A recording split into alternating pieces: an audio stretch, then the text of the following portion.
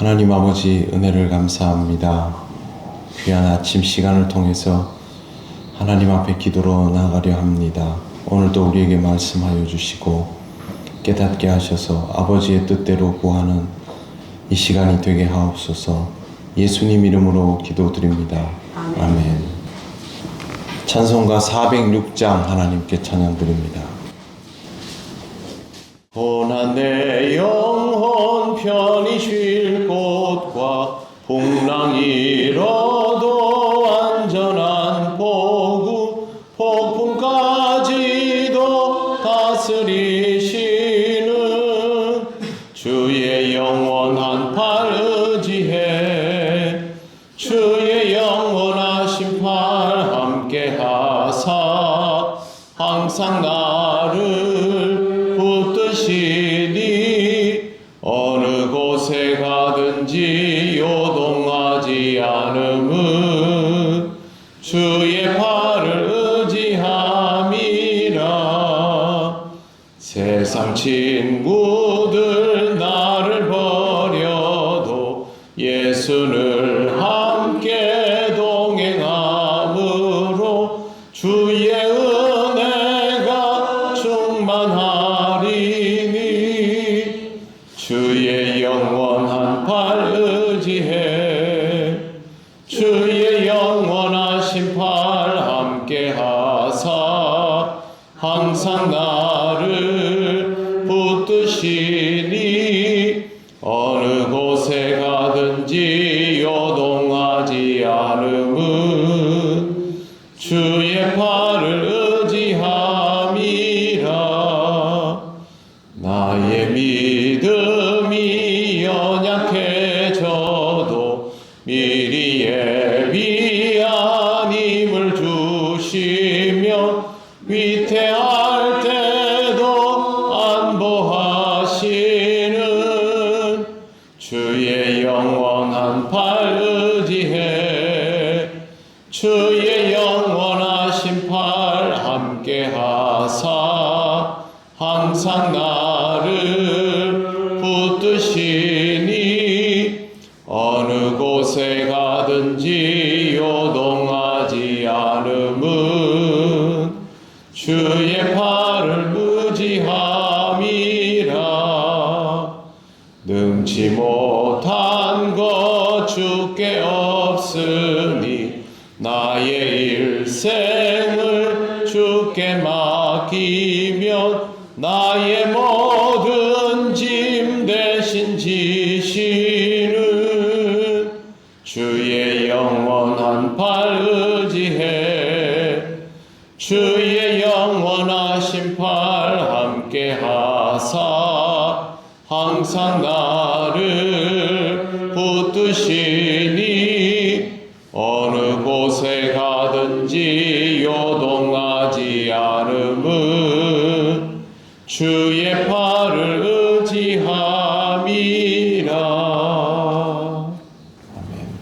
하나님 말씀 사도행전 17장 29절부터 34절까지입니다. 한 절씩 교독하겠습니다.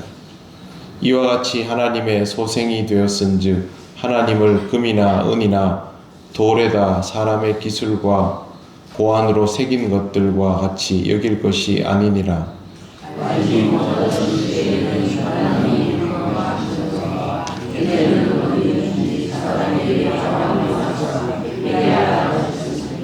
이는 정하신 사람으로 하여금 천하를 공의로 심판할 날을 작정하시고 이에 그를 죽은 자 가운데서 다시 살리신 것으로 모든 사람에게 믿을 만한 증거를 주셨음이니라 하니라.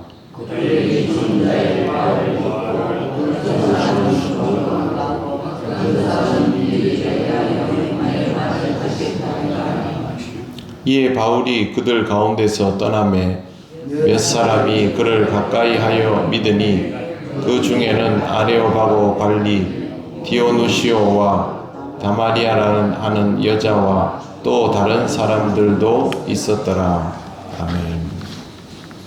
바울이 그들에게 복음을 전하는 가장 분명한 이유는 하나님은 진짜이시고 나머지는 가짜이기 때문입니다. 나머지는 모두 형상을 가지고 있습니다. 그리고 그 형상은 사람의 의도와 기술과 고안으로 만들어진 것입니다. 여기에 부족함을 조금이라도 드러나지 않게 하기 위해서 금과 은으로 보강하기까지도 하였습니다. 구색이 잘 갖추어진 가짜라고 보면 되겠습니다. 인생을 살아가면서 가짜와 진짜를 구별하지 못하면 굉장히 심각한 결론에 도달하게 됩니다. 지금도 이런 어리석음에 빠져 있는 사람들이 너무도 많습니다. 진짜와 가짜를 구별하지 못한다면 인생은 속을 수밖에 없고 그들에게 복음이 반드시 전해져야만 하는 것입니다. 30절 알지 못하던 시대에는 하나님이 간과하셨거니와 이제는 어디든지 사람에게 다 명하사 회개하라 하셨으니 라고 되어 있습니다. 알지 못하던 시대와 분명하게 고지된 알려진 시대는 확실히 다릅니다. 여러분 옛날 기억을 더듬어 보시면 예전에는 안전벨트 메고 다니는 사람 별로 없었고 실내에서도 흡연 마음대로 했습니다. 심지어 버스 안에서도 흡연을 하기도 했습니다. 그러나 그때는 그게 별 문제가 안 됐습니다. 국가에서 법으로 제한하지도 않았고 그것에 대해서 알리거나 간접 흡연의 위험을 얘기한 적도 없기 때문이죠. 그러나 어느 날 국가에서 이 흡연은 안 된다라고 알리고 계도 기간을 거치고 난 다음부터는 그걸 따를 수밖에 없습니다. 그것에 대해서 이미 필요한 정보들을 주고 다 마무리를 지었기 때문이죠. 그 다음부터는 실내에서 흡연을 하거나 또 버스 같은 공공적인 기관에서 흡연을 하면 문제가 됩니다. 성경 말씀은 그런 내용입니다. 하나님께서 알려주시지 않았으면 모르겠으되 하나님이 충분히 알려주셨기 때문에 이제는 그 부분에 대해서 모른다고 할 수 없는 것이죠. 하나님이 알려주셨으면 지금부터는 여기에 대해서 받아들여야 하는 것입니다. 그래서 이제는 어디든지 사람에게 다 명하사 회개하라 하셨으니 라고 되어 있습니다. 31절 이는 정하신 사람으로 하여금 천하를 공의로 심판할 날을 작정하시고 이에 그를 죽은 자 가운데서 다시 살리신 것으로 모든 사람에게 믿을 만한 증거를 주셨습니다. 정하신 사람은 예수 그리스도이십니다. 그리스도께서 이 땅에 오심으로 천하를 공의로 심판할 날이 정해집니다. 심판날이 정해진다는 것은 그 날만 정해지는 것이 아니라 이 날을 위하여 보내시는 심판자도 정해진다는 것입니다. 하나님의 대리자로 예수 그리스도가 이 땅에 오셨다라는 것이고 또한 하나님은 이 일을 이루기 위하여 예수님을 죽은 자 가운데서 살려내셨습니다. 그것을 통해서 모든 사람에게 믿을 만한 증거를 주셨습니다.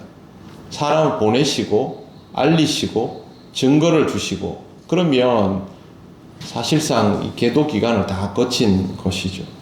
그런데 이것이 지금 사람들의 눈에 보이는 일은 아닙니다. 특히 아덴 사람들이 눈으로 확인할 수 있는 일은 아닙니다. 항상 신앙은 증거가 있음에도 불구하고 그 증거를 보라고 하지 않고 그 증거에 대해서 믿음으로 반응하라고 합니다. 아덴 사람들도 똑같은 요구를 받는데요. 32절을 보시면 그들이 죽은 자의 부활을 듣고 어떤 사람은 조롱도 하고 어떤 사람은 이 일에 대하여 내 말을 다시 듣겠다 하니 라고 되어 있습니다. 조롱하는 사람은 말도 안 되는 소리 하고 있네 라는 반응을 보였던 것이죠. 눈에 보이지 않는 것은 받아들이지 않는 사람들. 그런데 사실 지금 이 사람들은 철학하는 사람들 아닙니까? 철학하는 사람들은 눈에 보이는 것을 가지고 논리만을 말하는 것이 아니라 눈에 보이지 않는 것들에 대하여 말하는 사람들입니다. 그래서 이 시대에 철학을 하는 사람들은 만물의 근원에 대해서 가장 많은 이야기를 주고받았습니다. 눈에 보이지도 않는 기원에 관한 이야기를 하던 사람들임에도 불구하고 지금 바울이 말하는 것을 귀담아 듣지 않는 것입니다. 복음을 전하면 정말 많이 거절을 당합니다. 때로는 욕을 먹기도 하고 조롱을 당하기도 합니다. 그런데 그렇게 100번을 거절당하다가 한 번만 응대함을 받아도 그동안에 거절당한 것이 다 눈 녹듯 녹아버립니다. 그 한 번으로 인하여 다시 100번의 거절을 당할 각오를 하고 복음을 전하게 되는 것입니다. 어제 우리 교회에 행사가 있어서 그 손님들하고 같이 점심을 먹으러 이 중앙시장 쪽으로 갔습니다. 밥을 먹으려고 이렇게 하고 있는데 갑자기 누가 확 들어오는 거예요. 그러더니 막 인사를 합니다. 알고 봤더니 우리 교회의 새가족이었습니다. 그분은 사실 교회에 와서 아직 성도들과 교류를 많이 하는 것도 아니고 먼저 교회를 나온 아내분과 함께 교회에 와서 구석에서 가만히 앉아서 있다가 집에 가는 사람입니다.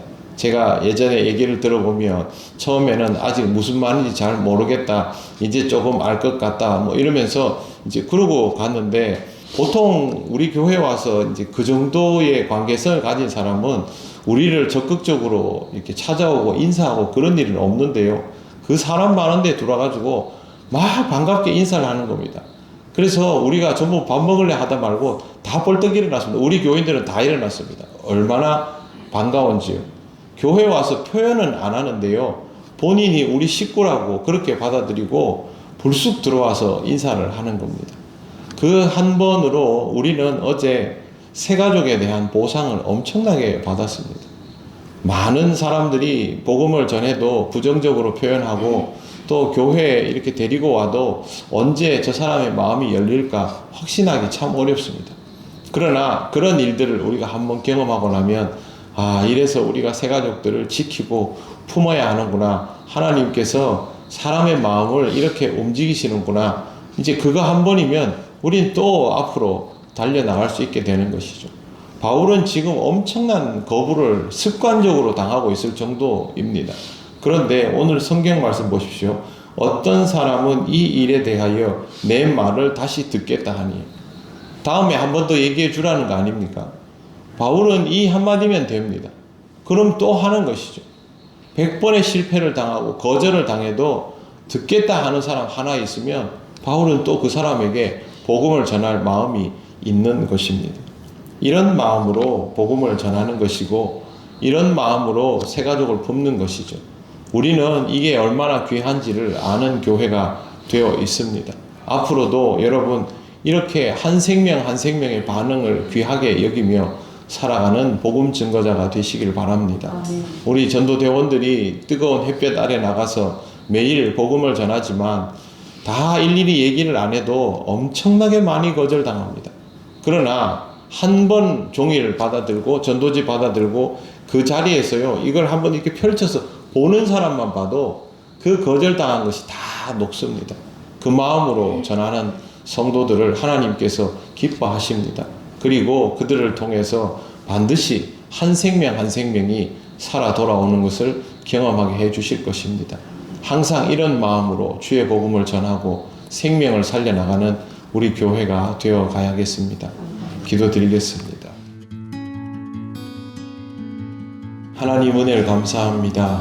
우리에게 귀한 것을 알게 하시고 또 이 귀한 것을 따라 이 땅을 살아가게 하시니 감사를 드립니다. 수도 없이 거부당하고 또 목숨을 위협받으면서도 복음을 전할 수밖에 없었던 바울의 마음을 우리가 조금이라도 더 헤아리게 하시고 또 아직 부족한 믿음으로 주의 복음을 붙들고 살아가는 우리에게 하나님께서 작은 결실들을 주셔서 그것을 힘입어 이 복음 전하며 살아갈 수 있도록 인도하여 주시옵소서. 하나님, 우리 통일교회 모든 성도들이 조금씩 더 신앙적이고 복음적인 삶을 살아갈 수 있기를 원합니다. 우리에게 부족한 것들을 깨닫게 하시고 그것을 채우며 하나님의 은혜가 채워짐을 경험하는 귀한 삶이 되도록 인도하여 주옵소서. 오늘 하루의 모든 것들을 주님께 맡겨오며 예수님 이름으로 기도드립니다. 아멘. 하늘에 계신 우리 아버지, 아버지의 이름을 거룩하게 하시며 아버지의 나라가 오게 하시며 아버지의 뜻이 하늘에서와 같이 땅에서도 이루어지게 하소서. 오늘 우리에게 일용할 양식을 주시고 우리가 우리에게 잘못한 사람을 용서하여 준 것 같이 우리 죄를 용서하여 주시고 우리를 시험에 빠지지 않게 하시고 악에서 구하소서. 나라와 권능과 영광이 영원히 아버지의 것입니다. 아멘.